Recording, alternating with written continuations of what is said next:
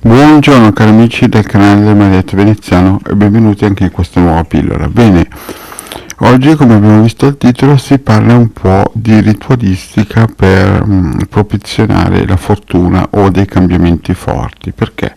Perché alcune volte capita che non si può fare altrimenti che attirare nuovi campi energetici, nuove egregore fortunate. Ma prima di iniziare questa piccola pillola vi chiedo di iscrivervi al canale di De Carla, Marietto Veneziano, e di venirci a trovare nei nostri gruppi Facebook e di Telegram. Telegram è un canale dove ogni lunedì sera alle 20:30 teniamo un percorso esoterico. Bene cari amici, e se vi scappa un super like noi lo accettiamo sempre e ben volentieri. Bene, parliamo un po' di questi rituali propiziatori. Prima di tutto bisogna dire che tutte le grandi multinazionali, società, banche e quant'altro hanno sempre nella loro struttura un gruppo esoterico che ritualizza, proprio perché anche loro hanno sempre capito che da quando il mondo è mondo, tutti i re e gli imperatori e praticamente gli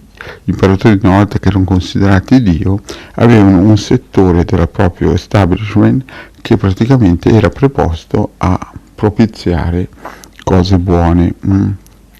Perché? Perché avevano capito anche loro che esistevano queste egregore, e queste egregore, se si entra in una egregora disgregativa e negativa, chiaramente c'è poco da fare, e quindi praticamente o per karma o perché si sono fatte scelte sbagliate, e quindi praticamente bisogna ritualizzare, ma bisogna ritualizzare con operazioni di alta magia propiziatoria, e questo chiaramente dipende un po' anche dal soggetto. Quindi ci sono vari tipi di propiziazioni caldee, egiziane e anche di altre tipologie tipo romene, brasiliane e così via, no? Chiaramente quelle egiziane e caldee sono le più antiche, e anche ebraiche ce ne sono alcune, e quindi questi come si suol dire, riti operativi non è che dovete immaginare che uno li fa una volta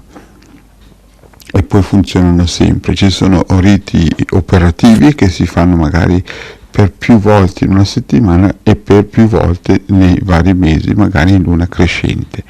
Di solito quando qualcuno contatta un operatore esoterico, contatta praticamente quando è arrivato la frutta, quando non sa più dove sbattere la testa, e quindi praticamente tenta l'ultima carta, perché magari gli ha dato il numero di telefono all'amico che magari ha avuto un colpo di fortuna e ha trovato l'operatore esoterico che era bravo, no?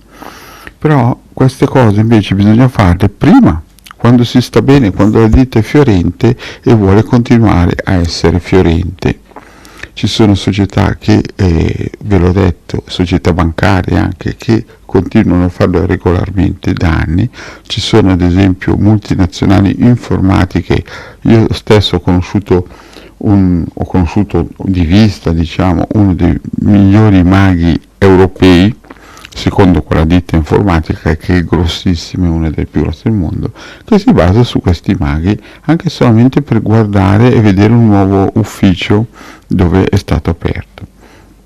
Quindi cari amici, il concetto è molto semplice: quando noi siamo dentro un'egregora molto forte e non riusciamo a uscire e vediamo tutto negativo, bisogna, e non c'è niente da fare a livello magico per, non so, manipolare o aiutare il capo magari a vedervi in un altro modo, bisogna per forza attivare dei riti operativi propiziatori che diano una mano a uscire da questa egregore, perché voi siete dove stanno i vostri pensieri, e dove stanno i vostri pensieri ci sono le egregore.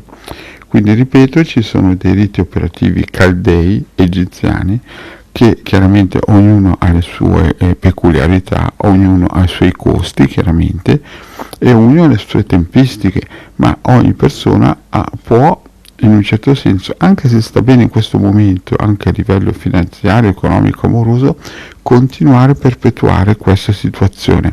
Non fate l'errore di alcuni che vanno dall'operatore esoterico quando ormai sono la frutta, quando ormai praticamente anche un rito operativo propiziatorio praticamente farà fatica a tirarli fuori. Certo, sempre meglio farlo che non farlo, questo è indubbio, perché alcune volte la d'agida o altre operazioni magiche non riescono a sfondare questo muro di negatività, questa spirale negativa che ormai è troppo forte, perché l'egregora è troppo forte e quindi è praticamente impossibile usare metodologie standard, diciamo così.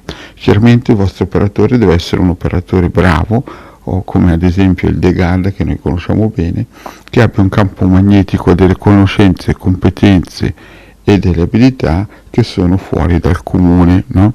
Comunque, detto questo, vi consiglio, se state anche bene a livello finanziario, amoroso e quant'altro, di iniziare a cercare un operatore esoterico che vi cominci a fare dei riti propiziatori anche, e lo dico, se state bene, perché nell'antichità i re, gli imperatori e quant'altro se li facevano fare e loro stavano benissimo in confronto al resto del popolo, ma sapevano che era molto importante continuare a rinforzare il loro status symbol, il loro piano energetico, e questi riti propiziatori servono sempre, sono praticamente dei riti che rinforzano ad esempio i sigilli, che come vi ho già spiegato una volta i sigilli sono importantissimi e anche loro in un certo senso sono propiziatori, ma a un livello superiore ci sono i riti